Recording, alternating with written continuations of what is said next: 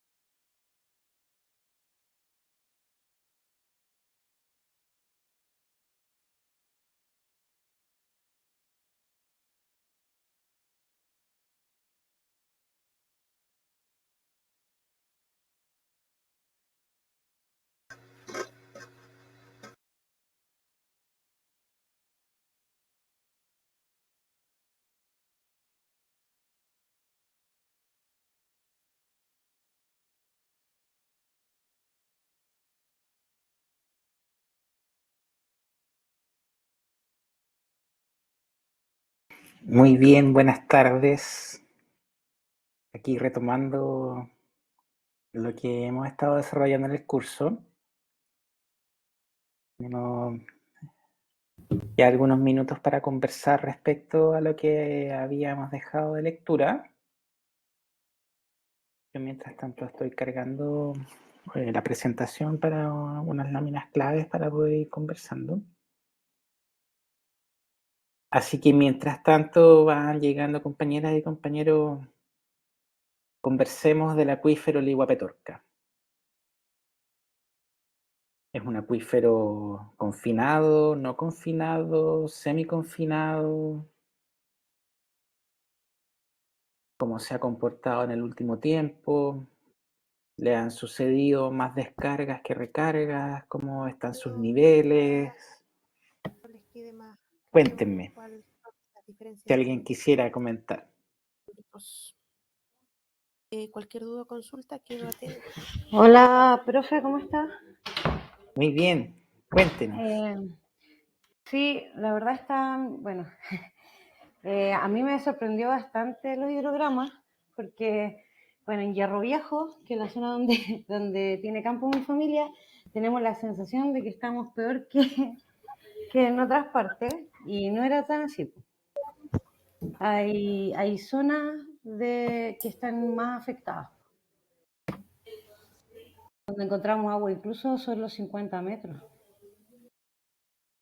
Claro. En Cabildo, en la zona de Cabildo. Entonces, una de las cosas buenas de tener una infografía de este tipo es poder comparar y poder tener una visión global, más que de un solo sector o de un par de pozos que estén por ahí.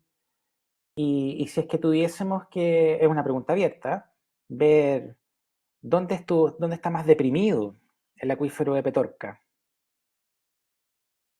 ¿Es posible verlo?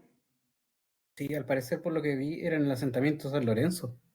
Ahí hablaban de que había una profundidad de 30 metros, estaba la napa.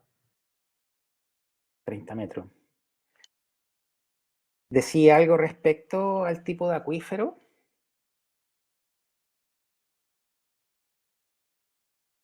Creo que se Confinado. mencionaba que tenía interacción con el río. Por lo tanto, debería ser, yo creo que libre. Es decir, como Exacto. Dice que tiene harta presión agrícola. Así Profesor. es. ¿Sí?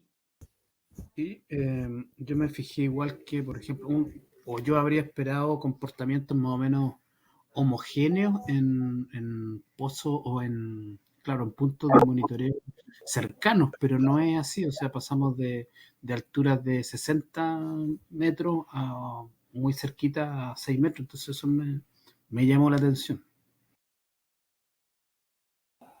¿Dentro de un mismo hidrograma o en puntos diferentes? No, puntos diferentes, puntos diferentes. Puntos muy cercanos que yo podría haber esperado que las alturas sean más o menos parecidas, en la misma época, obviamente, pero habían diferencias. Claro. Bueno, sucede, como aquí cuando cargue la presentación vamos a mirar, que en sectores en que hay un nivel más alto, que el agua subterránea está más profunda, uno puede inferir que el uso de agua subterránea es más intensa. Y si es que en un pozo cercano no se experimenta la misma tendencia, eso quiere decir que puede haber algún tipo de barrera hidráulica o que los pozos de extracción no tienen su radio de influencia hacia los otros puntos de monitoreo. Entonces es algo que hay que observar. Hay que ver en el terreno y además hay que inspeccionar también la indumentaria, porque uno puede confiar mucho en los datos, pero también otros pueden ser que están fuera de la estadística, le dicen los outliers. ¿Si han escuchado esa palabra? Son los datos que se escapan de la norma por algún problema. Profesor, Carlos, profesor Adelante. Luis por acá. Hola. Hola. Ahora sí. Profesor, un análisis. Yo revisé algunos gráficos, sobre todo la parte de arriba. No sé si es lo correcto. ¿Habrá algún tipo de fenómeno climático o extracción o sobre extracción? Porque hay gráficos donde se visualizan quiebres drásticos, por ejemplo, del año 2000, el 97, el 2001, el 2014, el 2018. Hay varios gráficos que en esa infograma disminuye considerablemente la cantidad de agua o el nivel medio de agua. Exacto. Cuando uno mira el hidrograma de agua subterránea, en la mente debe tener algunos otros factores que permitan interpretar. Uno, ¿cuáles son los años secos? Los años más secos. Entonces, cuando el nivel aumenta, eso quiere decir que el agua subterránea disminuye, indica que hubo un periodo de uso intenso de agua subterránea. Y uno tiene que hacer la correlación con las precipitaciones. Fue un año de menor precipitaciones que el año anterior, el caudal del río estuvo mucho más bajo esos años y por lo tanto el bombeo se tuvo que incrementar para poder sostener la demanda. En este caso principalmente es agrícola. Entonces esos saltos que dan son de principalmente bombeo y recarga. Entonces cuando el nivel disminuye, eso quiere decir que la napa se está recuperando, eso responde a lluvias puntuales, pero en el último periodo no han existido tantos periodos de lluvia como para ir pensando que el acuífero se ha estado recuperando. Entonces, en general, es intenso de un mes a otro y como el hidrograma muestra un punto en el tiempo, la Dirección General de Agua toma esa información generalmente una vez al mes. Y los puntos altos de nivel son principalmente enero, febrero, donde los bombeos son más intensos, son mayores sus tasas de extracción y por lo tanto los niveles se deprimen. Y pueden llegar a diferencias en una temporada de 30 metros, 15 metros, y luego volver a recuperarse después que cesa el bombeo. Entonces hay que integrar la información, el uso de suelo, la temporada si es de riego, o están en barbecho, o están en invierno, las precipitaciones, los caudales. Entonces el hidrograma de agua subterránea incorpora por defecto todos esos factores.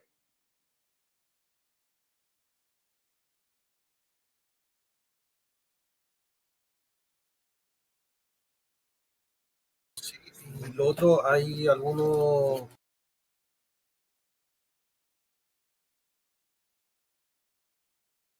¿Sí?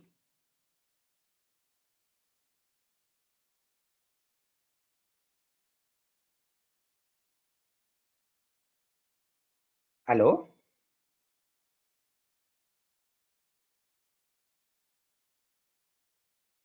¿Aló? Se perdió el colega, parece. ¿Aló? Ahí sí, Ahí sí. profesor.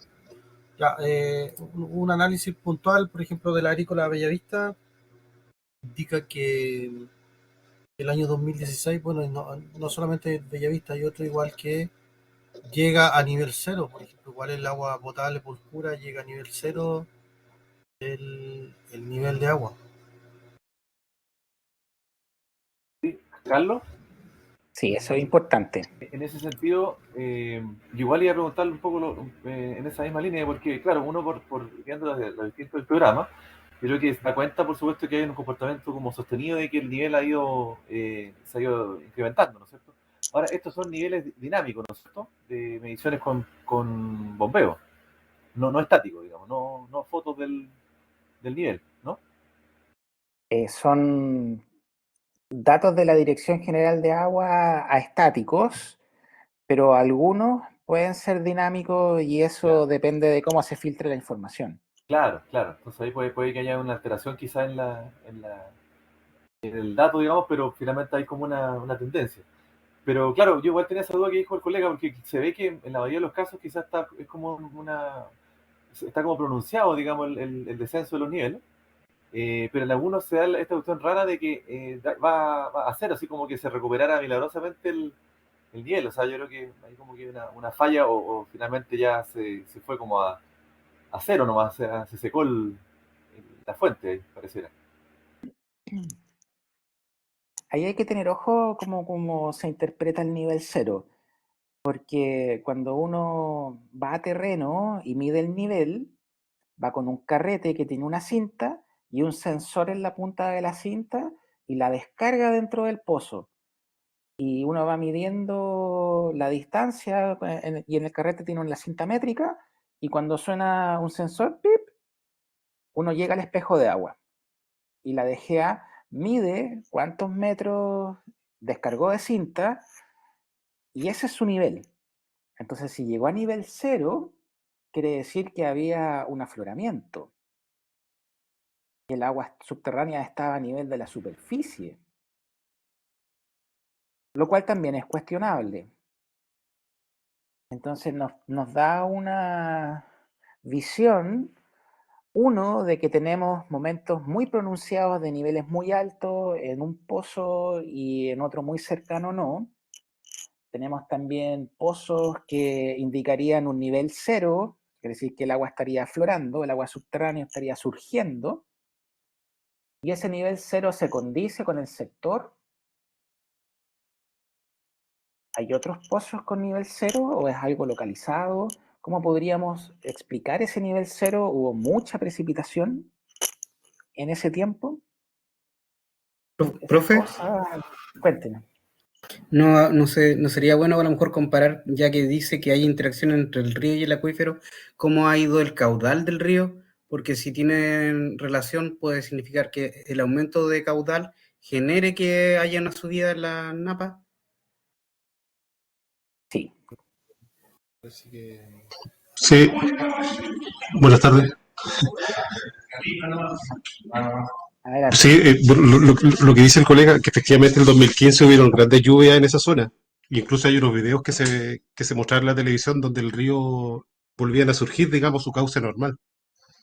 Yo creo que a lo mejor eso explica que los niveles de los pozos estén casi a nivel de terreno. Claro, algunos pozos pueden haber llegado a eso.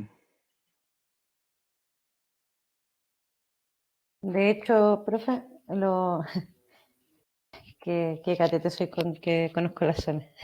Es más que, no que recuperó caudal el río apareció, porque el río desapareció en esa zona. Con las lluvias de ese tiempo volvió a aparecer, volvió a correr. Es así de grave la situación en esa zona.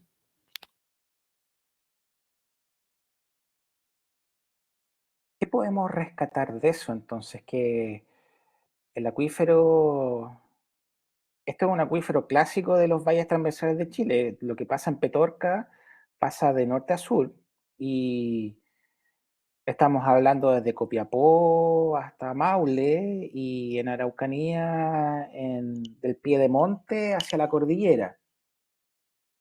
Pero el Valle Central, por ejemplo, de la zona sur de Araucanía, donde estamos en Temuco, es un acuífero sedimentario, freático en su superficie, hasta aproximadamente los 50 metros, que se va a comportar de forma muy similar al acuífero de Petorca, porque su condición acuífera es casi homologable.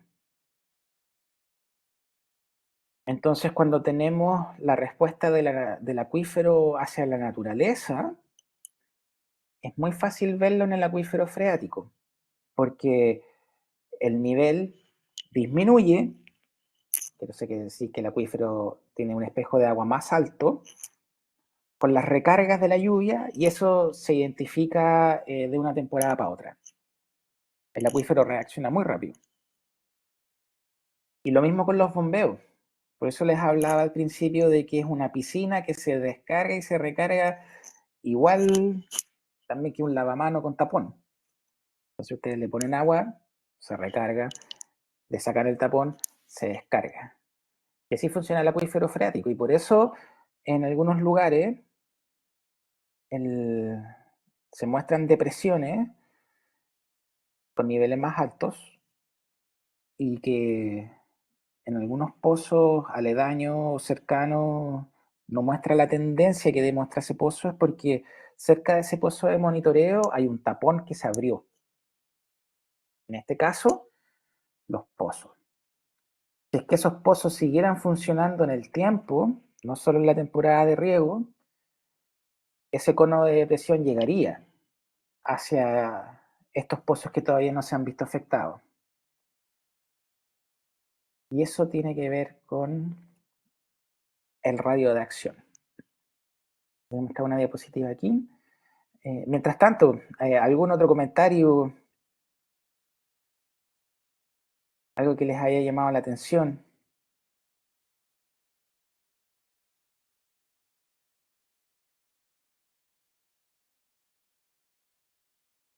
Mientras tanto, aquí las obras de aprovechamiento.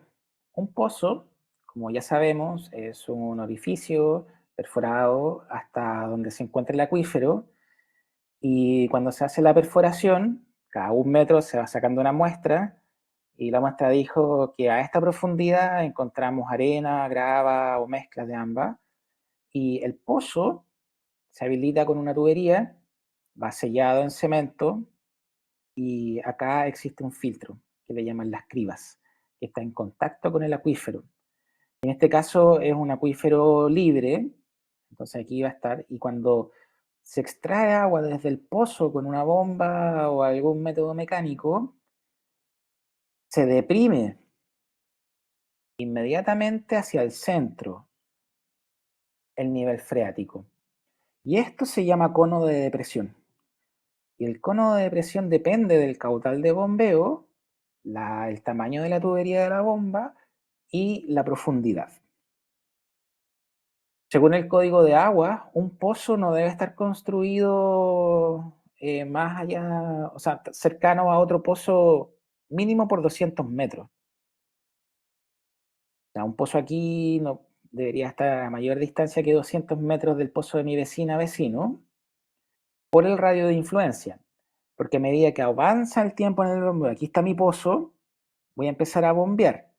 Tiempo 1 me genera la primera depresión, el tiempo 2, tiempo 3, tiempo 4, tiempo 5. Entonces el área del cono de depresión aumenta con el tiempo de bombeo. Y eso aquí en forma vertical se ve como estamos bombeando, tenemos una zona de influencia y un área de captura. El área de influencia es cualquier zona dentro del cono de depresión que genera el bombeo. En Chile esto por ley tiene que ser la zona de influencia a 200 metros, de un pozo a otro pozo. El otro pozo debería estar acá, lejos de los 200 metros. La experiencia en terreno dice que el cono de depresión llega hasta 1000 metros, pero la ley dice otra cosa. El área de captura del pozo es toda aquella que pueda ser utilizable por el pozo para capturar agua. Entonces, si es que el agua subterránea tiene una dirección de flujo desde la derecha a la izquierda, eso quiere decir que va a haber un gradiente.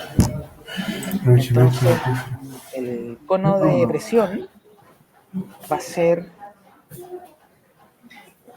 con una forma de elipse hacia la dirección de flujo de agua subterránea. Entonces, los 200 metros al este o al oeste son distintos a considerar. Porque si aquí tengo 150 metros, desde el centro del pozo, 200 metros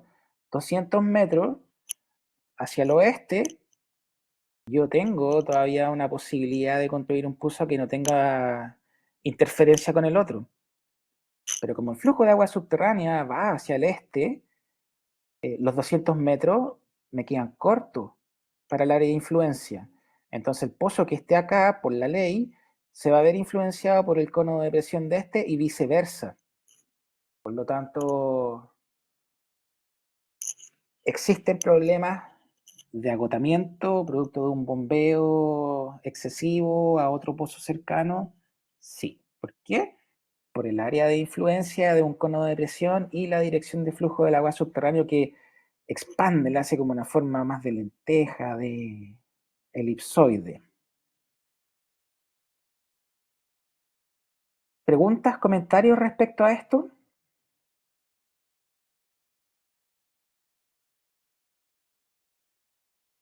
Eso, profe, es aplicable exclusivamente a los pozos inscritos, porque en realidad en terreno uno encuentra que en sectores al final terminan haciendo pozos más cercanos que los 200 metros. De todas maneras. Un dato curioso con respecto a Petorca que estuvimos mirando, ahí hay cerca de 36 pozos de observación, o algo así. Y pozos de extracción regularizados son como 2.800. Mucho, 2.800 pozos.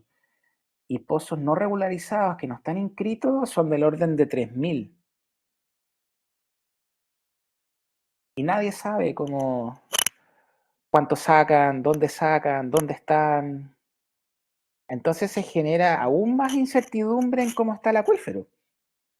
Y si es que existe radio de influencia de un pozo a otro, entonces donde haya una condición local, como la compañera que recién exponía, de su familia, puede ser que también haya algunos pozos que no estén inscritos y que estén funcionando de forma desregularizada.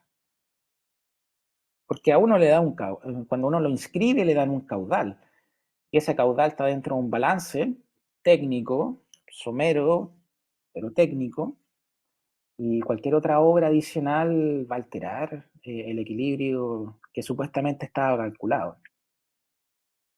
Así que el radio de influencia, claro, solamente para los pozos inscritos según la ley, pero el resto de los no regularizados alteraría todo este sistema. Entonces habría Carlos, interferencias por cualquier parte. ¿Sí? sí, no, lo que pasa es que igual, bueno, a propósito del comentario ese, ¿no es cierto?, de los pozos no regularizados, claro, que igual hay que tener en cuenta que se da esta condición de los abastos, de las soluciones que son más bien individuales, que claro, se acogen, entiendo, a un resquicio del código de agua, donde, claro, no se apegan a una inscripción porque sería una locura, digamos, estar inscribiendo todas estas soluciones que se hacen para los casos más dispersos, pero que también se entiende que están acotadas a una profundidad no mayor, eh, pero como les digo, finalmente no se inscriben porque son resortes de un agua que se saca en el lugar y que se aprovecha ahí mismo. Claro, y después ya otros casos que se puedan dar, digamos, de pozos profundos, eso sí ya sería bastante, digamos, irregular. Claro. Hay harto que investigar entonces en términos de agua subterránea y su uso, y por eso es bueno poder contar con una herramienta de modelación que pueda ser utilizada por una unidad técnica que permita vislumbrar un poco de cómo va esta tendencia que hemos ido conversando. Entonces, con los pozos es importante considerar, Yo tengo una pregunta, ¿sí? pero con respecto a cómo funciona un poco el sistema más en la práctica de datos. Por ejemplo, y ahí todos los que son municipales, por favor, que me corrigen. Pero los APR se supone que son parte de, o sea, las municipalidades son las que gestionan de alguna forma los APR, entiendo, ahí me corrigen. Y mi consulta es como, esa información, de dónde, de cuándo se corta el nivel freático, de dónde se empieza a bombear, cuánto se empieza a bombear, toda esa información asociada a un pozo de agua, ¿esa se la entrega a la DGA o a alguna institución donde se hacen este tipo de modelos o eso queda solo en las municipalidades y no está integrada en, para poder hacer un modelo algo más robusto y que ayude a la gestión de la cuenca real, como con datos súper concretos? En estricto rigor, sería la Dirección de Obras Hidráulicas quien regula el tema de los APR.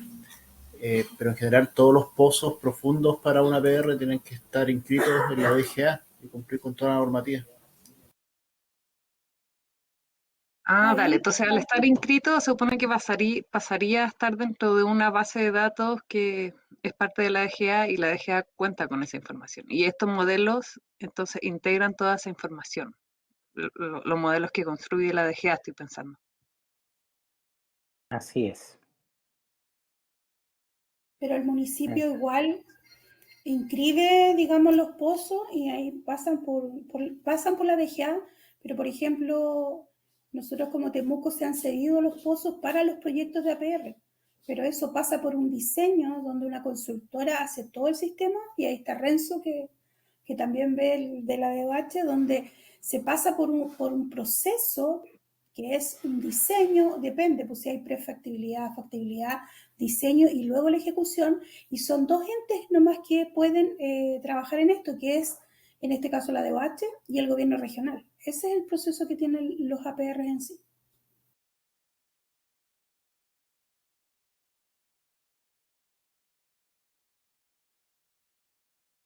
Ese es un tema también que se ha estado viendo sobre quién maneja la información de agua, dónde está la información relevante, cómo se transmite eso a las personas que deben tomar decisiones como ustedes para monitorear pozos, ir a tomar muestras, otorgar lugares de extracción, entre otros. Así que en Chile hay cerca de 40 instituciones que tienen que ver con el tema hídrico, solo pública, imagínense privada. Hay una mano Sí, ahí me levantada. perdí un poco de nuevo. Se supone que esta información le llega a la DOH o a la DGA. O en el fondo les llega información distinta a cada uno. Ahí me Lo perdí. que O son pasa, la misma Gabriela, lo que institución pasa y es yo que estoy todo lo hablando que tonteras. es... No, no, por favor. Gabriela, lo que pasa es que todo lo que es tramitación de derechos de agua pasamos por DGA. Ellos son los, digamos, los que administran el tema, ¿ya? Nosotros como Dirección de Obra Hidráulica lo que hacemos es proveer la solución de abastecimiento de agua, pero por supuesto pasando por todas las tramitaciones legales para que si se va a hacer un pozo y que dio agua, se inscriba debidamente, fuera de un radio de protección y que la DGA lo autorice en este caso con todo el trámite que se establece. Ahora, bien, yo igual, así como comenté un poco al principio, claro, hoy día nosotros tenemos como cierta libertad para apuntar a las fuentes subterráneas, digamos, no hay mayor, digamos, restricción todavía. Ahí quizás podría aportarnos algún colega de la DGA que esté presente.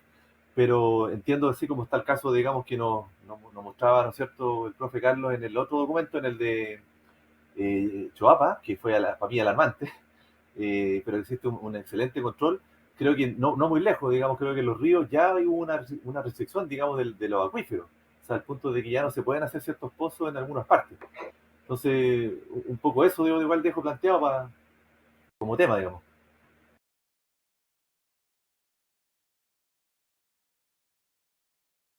Hola. Sí, el problema, bajo mi punto de vista, el tema de que tenemos que, claro, existe la inscripción, donde uno puede llevar un catastro, más o menos, y hay un límite de cantidad de agua que podéis sacar, bombear, etcétera, etcétera, pero el problema es que, como dice el profe, de 2.000 pozos inscritos en Petorca, tenéis 3.000 que no están inscritos y que no tienen ningún tipo de regulación. Y eso pasa en todas las regiones. Hay 40 instituciones que rigen el agua, más o menos, como dice el profe. Hay una anarquía legislativa sobre el tema, entre comillas, ¿cachai? Porque en el fondo, yo voy al campo muchas veces y me encuentro con 5, 6, 7, 8, 10 pozos. Tenía alteración de caudales, no, yo he sacado este canalito para acá y para allá y nadie controla eso, ¿cachai? Ese es el tema, o sea, no es que nadie lo controle, pero es demasiado territorio y demasiadas irregularidades para que una institución nomás se haga cargo.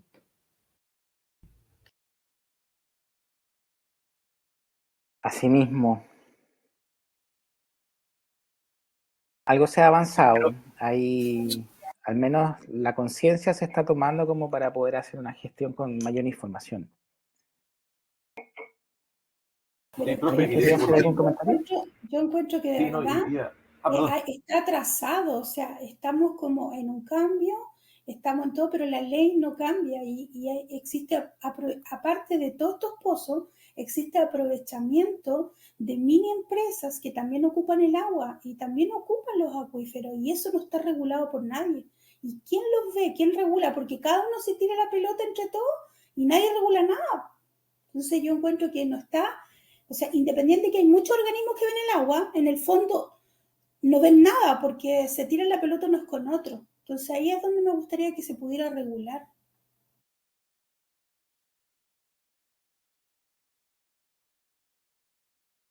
Profesor, quizás habrá alguna forma de hacer algún tipo de detección, no sé, usando drones con sistema LIDAR o qué sé yo, para saber cuáles son los pozos que no están inscritos en el fondo y detectar, no sé, quizás cuánta agua puedan sacar.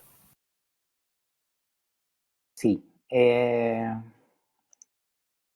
Hay parte de la unidad de fiscalización de la Dirección General de Aguas que están con unas técnicas por teledetección que están identificando los generadores eléctricos, los transformadores en lugares no habilitados. Entonces saben cuáles son los transformadores de pozos en derecho y cuáles los que no están en norma y después van al territorio y fiscalizan. Pero eso es algo que es lento, es costoso, entonces depende mucho de las denuncias. y hacer una denuncia en la comunidad. La gente ha manifestado que es difícil por el hecho de que aunque sea anónimo, y después igual en la comunidad tiene como sus repercusiones, entonces hay poca denuncia y cuando se hacen, no muchas llegan al término esperado. Hay casos en Petorca que han habido multas de grandes personas productoras de palto y sigue produciendo. Sí que se requiere de algo más integral, algo también de conciencia del entorno y del resto de las comunidades que están conviviendo del mismo ecosistema. Algo se está avanzando en eso y es lo que la DGA ha impulsado con sus planes estratégicos de cuenca, tener una visión integral, una visión coordinada, con modelos, con personas que sepan operarlo y que sepan informar, con datos relevantes para la toma de decisiones, por ejemplo, a ustedes en las municipalidades, también a la DOH y a la misma DGA en sectores regionales o provinciales. Pero nos falta, como ustedes mismos han dicho, nos falta Es que yo para creo, poder profe, tener... yo creo que el gran problema que tenemos aquí que sin una normativa que sea en el fondo vinculante entre todos los actores relevantes del sistema, es un poco complejo avanzar porque muchas veces están no sé, están la intención de poder trabajar, pero estamos topando en la normativa o estamos topando en que queremos fiscalizar, pero la SMA tiene ¿cuánto? 1 o 2 fiscalizadores a nivel regional para 32 comunas y que las denuncias que llegan se van ordenando según criterios internos. Entonces, en la anterior, cuando se rechaza el proyecto de constitución del año pasado, había un concepto que es transversal para el problema que estamos viviendo y que siempre se ha vivido, que es el concepto de gobernanza. Cuando aplicamos el concepto de gobernanza de recursos hídricos, estamos incluyendo a todos los actores claves del territorio para poder avanzar en una correcta gestión. Pero si no cambiamos la normativa, que es como nuestro eje rector, es un poco complejo tomar iniciativa o buscar soluciones porque siempre vamos a estar topando en la norma, en la ley, en cómo fiscalizamos, en cómo se utiliza de mejor manera el recurso. Entonces, y lamentablemente si eso no se va al Congreso y no se legisla, vamos a seguir siempre en el mismo problema.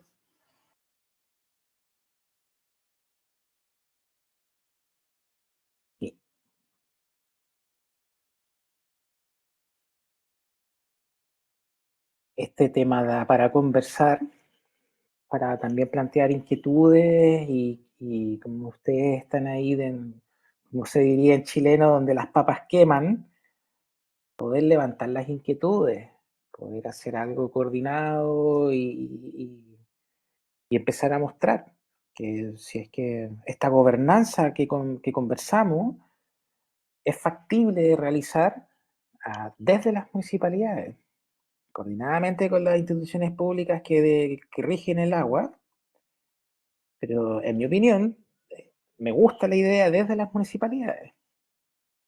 O sea, Porque profe, es que llegan. el municipio no... O sea, personal, yo creo que aquí habemos hartos compañeros que trabajamos desde el municipio. Yo partí trabajando en un municipio, pero ¿qué pasa? Que cuando nos pillamos con municipios que son pequeños, el municipio con suerte tiene, no sé, Dirección de Desarrollo Económico Local, Dirección de Obras, CESPLAN, Dideco, y hay municipalidades en las que yo trabajo que no tienen ni siquiera una unidad de medio ambiente. Entonces creo que ponerle el tema del agua a un municipio chico, o quizás Temuco tiene más capacidades por ser una capital, pero cuando nos vamos a la provincia de Malleco, es un poco complejo poner el tema del agua en discusión porque las necesidades y las problemáticas se van hacia otra área. Entonces, y el municipio siempre enfoca y direcciona los recursos a problemas sociales, porque también un gobierno, el gobierno local dura 4 años. El primer año y el cuarto año a veces no se considera, solamente consideramos los 2 años, entonces en 2 años no tenemos cambio sustancial en el tema hídrico, entonces encuentro que el municipio tome el tema de agua, no creo que sea la solución.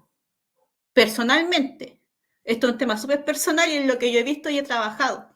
Encuentro que no encuentro que por ahí vaya la solución, porque al ser una entidad en el fondo autónoma, si le llegan recursos, no sé qué porcentaje de recursos efectivamente vaya a usar el tema de agua. Entonces encuentro que tiene que ser un poco más hacia arriba el control y quizás generar, no sé, zona de afectación según la cuenca, hacer un plan de gestión y ver, no sé, hacer un análisis de stakeholders y ahí hacer un trabajo. Pero encuentro que entregárselo a un municipio, considerando que Mayeco tiene municipios pequeños, no creo que sea la forma de poder actuar hacia la correcta gestión del recurso hídrico. Pero muy personal, profesor, este punto de vista. Y es en realidad en lo que yo he trabajado y lo que me ha tocado vivir. Ujú. Profesor, yo no estoy de acuerdo. O sea, sí estoy de acuerdo con una parte de lo que dice la colega, pero yo también veo el tema del agua y nosotros hemos planteado mesas de trabajo. De hecho, yo trabajo en la mesa de Boyeco, que tiene una firma de un convenio que se trabaja en el gobierno regional con la delegación y con los municipios, y hemos estado llevando el tema porque aquí hubo un vertedero donde se dañó por 25 años la tierra, donde el agua no se puede tomar ahí y donde lo sustentan hasta el día de hoy los camiones aljibes. Y hemos Ajá. estado trabajando en poner en boga este tema y eso, en el fondo, la colega tiene toda la razón, los municipios son muy pequeños, pero a pesar de ser pequeños, sí se puede trabajar en mostrar la necesidad. Tenemos un problema con el agua y vamos a tener un problema mayor más adelante y hay que crear conciencia, porque la conciencia es la que lleva a medio ambiente a trabajar unido, porque en el fondo a veces trabajamos como direcciones ahí en la Municipalidad de Temuco, pero departamentos en las municipalidades donde tenemos que unirnos y empezar a generar y desarrollar que este es un tema que va a ser un problema y ese problema tenemos que empezar ahora a tratar de unirnos. Entonces, yo creo que el municipio tiene que mostrar que existe una necesidad y crear mesas de trabajo y con las mesas de trabajo ir trabajando con los servicios públicos, con la DGA, con la DOH, con el gobierno regional, porque estamos sentándonos a conversar y la idea es generar esto. Y sé que es fome y a veces es difícil porque no pescan, pero va a llegar el día en que vamos a tener que unirnos todos para poder generar un trabajo en conjunto y que se haga bien el trabajo del tema del agua porque es algo vital para todos nosotros. Eso. Buenísimo. ¿Alguien más quisiera dar su opinión? Da para mucho esta conversación. Podemos continuar o seguir. Hay una pregunta en el chat con respecto a la cuña salina.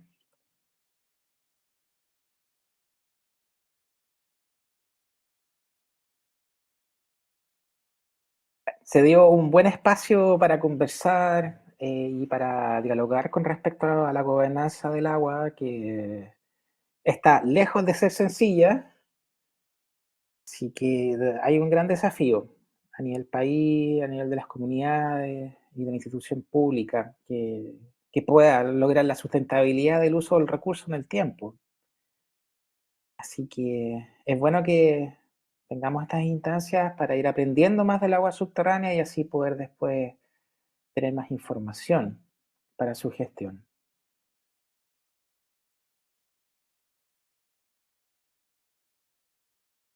Acuíferos costeros son aquellos que están en contacto con el océano en el sector de desembocadura del agua subterránea y que principalmente coincide con la desembocadura de un gran río. Entonces, cuando descarga el río, llega al océano y aquí hay zonas en que el acuífero en profundidad se conecta con el agua del océano y aquí se genera una interfaz por las diferencias de densidad. La densidad de un líquido o de cualquier propiedad es su masa, cuánto pesa su masa, en volumen.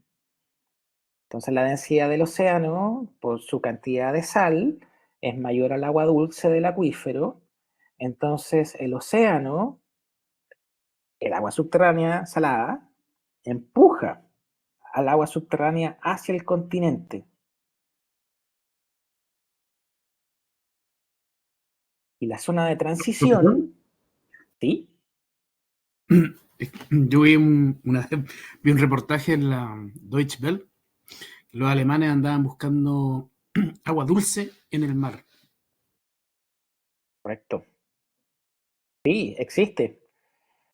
Lo que sucede es que, por ejemplo, acá va el acuífero y aquí está el basamento, la parte impermeable.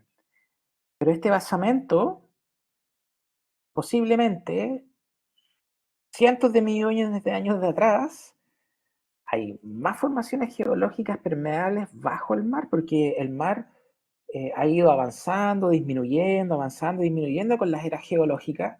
Entonces hay acuíferos de agua dulce en roca fracturada o bajo roca impermeable debajo del océano. Es un tema de investigación nuevo, así que gracias por ponerlo dentro de la conversación, pero existen.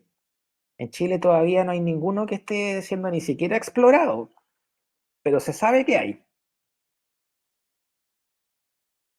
Profe, hacia el sur creo que hay fallas transversales andinas que esas también se están investigando porque pueden acumular agua en profundidades muy bajas. Claro, buen dato. Renzo. Sí, oiga, profe, bajo este ejemplo que nos muestra ahí, bueno, nosotros tenemos unos casos bien emblemáticos, que quizás los colegas del Gore lo conocen mucho mejor, por supuesto, en donde se ha tendido, digamos, a evitar generar pozos, ¿no es cierto?, captaciones subterráneas en la zona más costera, por justamente la intrusión salina, digamos, que se le teme, digamos, que en algunos casos se ha evidenciado, se ha medido, y en otras circunstancias como que desaparece. Pero como que se pensara quizás de que es una situación como una mezcla más bien que se da, no como una separación que se da, digamos, a través de una zona de transición como usted muestra ahí. No sé cómo lo ha visto usted, digamos, en su experiencia. Es una zona de mezcla que es amplia, porque uno tendría que pensar que la cuña salina, que es esta zona de transición, puede ser de varios metros. No es una franjita pequeñita, porque es una mezcla que el agua va para allá, para acá, para allá y para acá, y tampoco es tan definida. En este esquema es de texto, para el entendimiento conceptual. Pero en la realidad, la cuña salina se mueve, es muy móvil y no es estática. Sobre todo cuando hay pozos de bombeo o eventos de recarga que van modificando las presiones. Y la intrusión salina se da principalmente cuando un pozo rompe la barrera. Entonces, cuando uno mapea, aquí es importante hacer estudios de muestras de suelo y de muestras de agua cercanas al océano y acá cercanas a donde está el continente, y se puede ir mapeando la cuña salina y ver su profundidad y ver su distribución, y bueno, y también se puede simular, pero lo importante es que el pozo no rompa el equilibrio de la interfaz agua dulce, agua salada. Porque si eso sucede, vamos a tener intrusión salina, y esa intrusión salina, después la cuña salina se va a volver a formar, pero va a avanzar al continente, y va a avanzar al continente. Cada vez que se rompa la interfaz, producto de una extracción, la cuña salina avanza y avanza. En Estados Unidos se han hecho estudios que la cuña salina va como 5 kilómetros al continente en los últimos 20 años. Entonces, eso quiere decir que todo este acuífero, que estaba acá en una extensión de 10 kilómetros, puede tener ya aguas saladas y contaminadas por intrusión salina. Y eso es súper difícil de recuperar.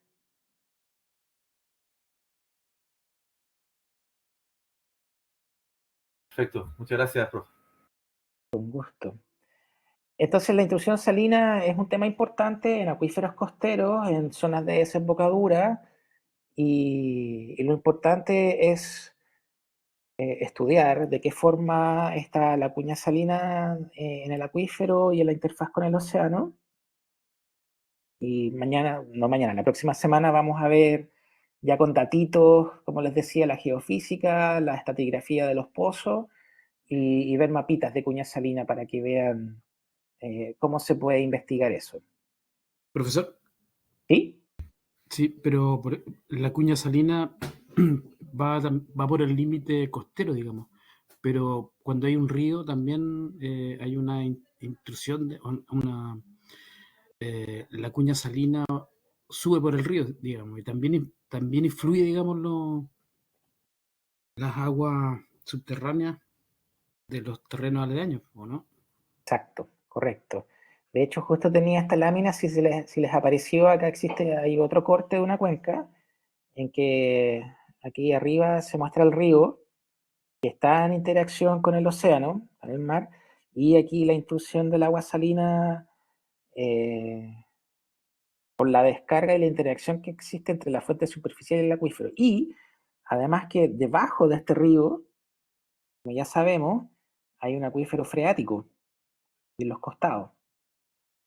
Entonces el agua que trae el río y que interactúa con el acuífero en ambos costados, interactúa también con el mar y la cuña salina avanza a medida que el río disminuye su caudal. Entonces, en épocas de sequía, en épocas de sobreextracción de agua superficial, en esta parte costera, la cuña salina va a ingresar hacia el continente. El colega ahí tiene toda la razón con respecto a la interacción entre ríos, agua subterránea y cuña salina. Y aquí se ve otra visión de cómo viene el agua dulce y cómo los distintos pozos pueden tener alguna interacción para aumentar la cuña salina en el tiempo. Porque este pozo que está más profundo ha ido bombeando y aquí hacen un sondeo y miden la calidad de agua. Pues hacen un sondeo 2, le miden la calidad de agua y van mapeando cómo va variando la calidad, el nivel de salinidad.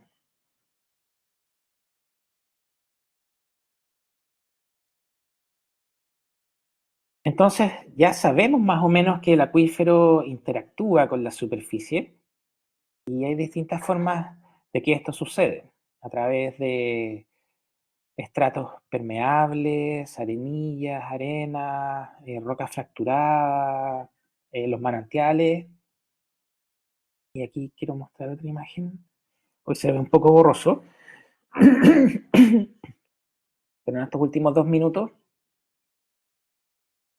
tenemos un río que lleva un caudal y ese caudal llena la caja del río y si es que uno mide con una regla, desde la cama del río hasta el espejo de agua existe una altura. Entonces, cuando el río lleva un caudal tal que el agua subterránea, el espejo del agua subterránea, está más alta que la altura del agua del río, por diferencia de presión, a mayor presión transmite a menor presión. Entonces el agua subterránea que está más alta tiene mayor presión y transmite agua al río. Y esto sucede en interacciones con acuíferos freáticos. Y se le llama que es un río efluente o esto es como ya una contextualización latinoamericana española, pero en Chile es un río ganador. Cuando el agua subterránea disminuye y por lo tanto aumenta su nivel, se hace más profunda, la presión que trae el río es mayor que la del agua subterránea y se transforma en un río influente, o en chileno, un río perdedor. en que el río le empieza a entregar agua al acuífero. Y esto es lo más común que pasa en Chile.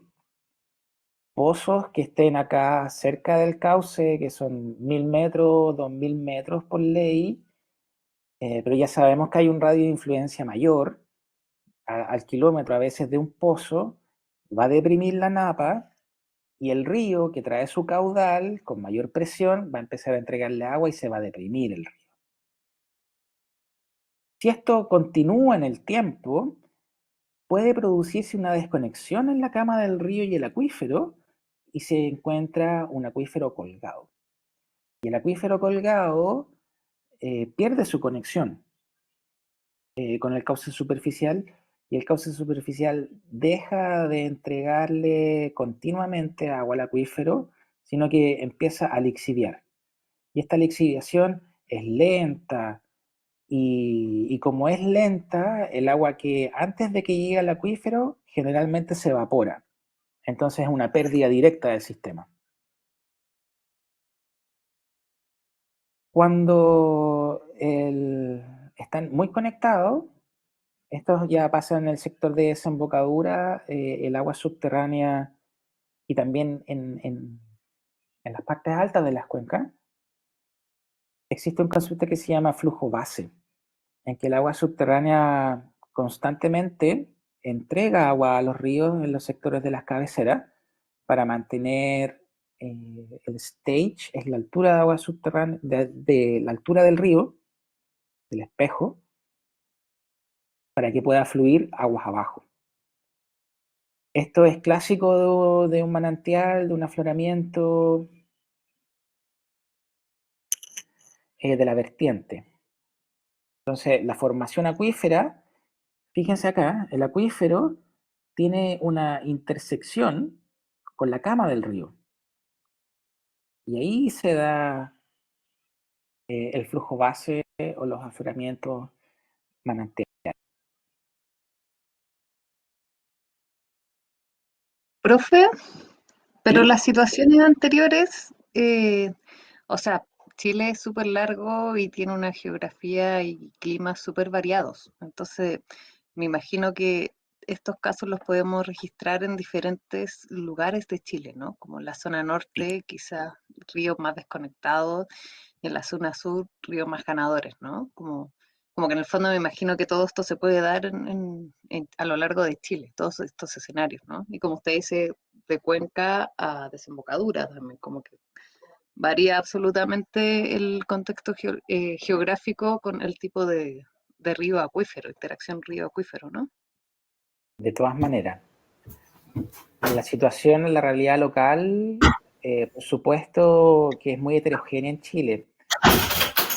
En Ligua Petorca, la mayoría de los ríos están desconectados del acuífero, en épocas sobre todo de alta demanda como en el verano. Más al sur, así pongamos un caso como el río Báquer. El río Báquer tiene tanta presión y tanto caudal que le entrega el agua subterránea. Generalmente se va manteniendo un equilibrio. En las zonas altas precordilleranas de Araucanía se da mucho flujo base. Entonces, estas situaciones se dan en su contexto y para estudiarlo hay que saber la altura del espejo de agua del río y tener un sondeo cerca del río, el pozo más cerca, y medirle el nivel. Y ahí hacen la diferencia. Si es que el nivel de agua subterránea es mayor al nivel del río, el agua subterránea le va a entregar. Y viceversa. Entonces, si uno planificara horas de recarga de agua subterránea, sería bueno considerar cauces perdedores para rellenar acuíferos que mantengan una situación de equilibrio.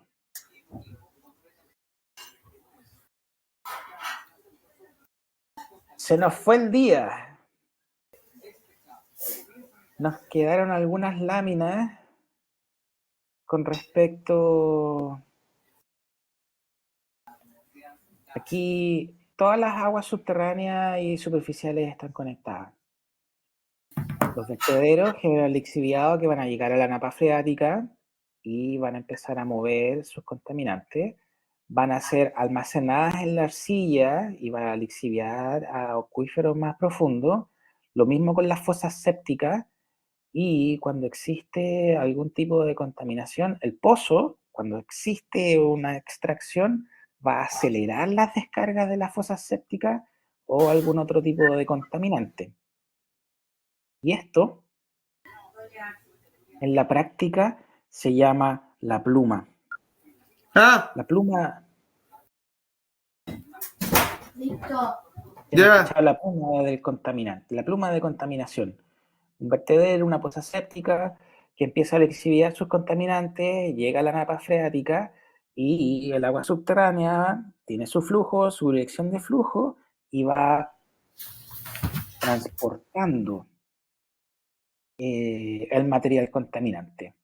Y a medida que se hace un pozo, el pozo puede atravesar distintos tipos de acuíferos.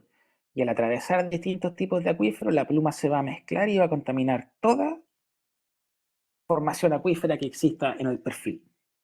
Entonces, este tema es de importancia y la próxima clase les voy a mostrar un poquito más en detalle sobre la contaminación y cómo van las plumas dentro de los acuíferos. Las medidas de remediación son carísimas, toman tiempo y no siempre se obtienen buenos resultados, porque esta pluma hay que bombearla, hay que sellar el vertedero, se bombea la pluma, el agua se filtra y todas las arcillas y materiales de acuífero hay que sacarlas con máquina y limpiarlas con técnicas de radiación. Así que ojo con los vertederos, ojo con las contaminaciones y ojo con las plumas, petróleo, coliformes fecales, entre otras. Así que eso es por hoy lo que hemos podido conversar. Espero que haya sido una buena introducción. Recuerden que la evaluación va a ser con respecto a lo que vimos hoy, tipos de acuífero, las diferencias entre freático, confinado, porque es nivel freático, nivel piezométrico, entre todo lo que conversamos hoy. ¿Profe? De la Esa- diapositiva llegamos hasta la 25 para la evaluación, ¿ya? Ya, esa prueba, profe, la va a subir ahora. ¿Cuánto tiempo vamos a tener? ¿Es una prueba que es individual? ¿Se le envía su correo electrónico? Sí, una prueba individual, me la envían al correo y tienen plazo hasta la próxima semana, que es nuestro próximo encuentro. ¿Y se va a dejar subida hoy día? Claro. Ya, profe, gracias. Así que ha sido un gusto poder estar hoy día, esta mañana y tarde con ustedes. En la próxima clase vamos a ir un poquito más rápido, porque no vamos a tener las introducciones que dimos al principio y vamos a ganar tiempo para poder seguir avanzando en esta presentación, que nos queda lo de la recarga. Y con esta me despido. Aquí en azulito celeste están los acuíferos del relleno sedimentario en Chile. Y fíjense en la Araucanía, como en los sectores cordilleranos, precordilleranos, hay acuíferos que serpentean los valles y los ríos, pero después acá en el Valle Central existe una gran masa de acuíferos, todos interconectados, que interactúan también con los ríos que van descargando al mar, y más encima que tienen cierto tipo de conexión con los ríos, y los ríos con los lagos. El Biobío por arriba, en los sectores de alta montaña, uno podría también considerar que existe cierto tipo de conexión, entre otros. Así que hay harto que mirar, hay harto que seguir aprendiendo y espero que se motiven para la próxima clase y nos encontremos nuevamente. Llama la atención, profe, la gran masa de acuífero de Antofagasta. Sí. A verlo en la próxima clase. Esos han sido depósitos y depósitos de materiales fluviales durante el tiempo, porque antes Antofagasta, Copiapó, Atacama, eran lugares vergeles, muy de mucha abundancia de agua, después ya se secó. Pero la geología quedó de esos tiempos antiguos. Así que son suelos distintos, hidrología diferente, pero son materiales fluviales que pueden transmitir y almacenar agua. Aquí podríamos definir acuíferos principales, secundarios o más productivos, pero de todas maneras llama la atención. Aquí están los acuíferos del altiplano, aquí están los salares, que es otro tipo de agua subterránea, donde se extrae litio, salar de Atacama, salar de Maricunga, de Laguna Verde, Negro Francisco, Pedernales, Pero si tienen interés en salares, también podemos verlo. Así que eso, espero que haya Profe, sido... disculpe, ¿puede escribir nuevamente su mail en el chat, por favor? Claro. Perdón, se me fue el clic. Ahora sí.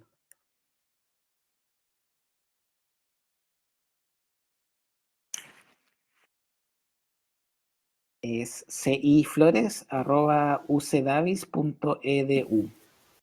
Gracias, profe, súper interesante la clase. Nos vemos. Me alegro. Que estén muy bien.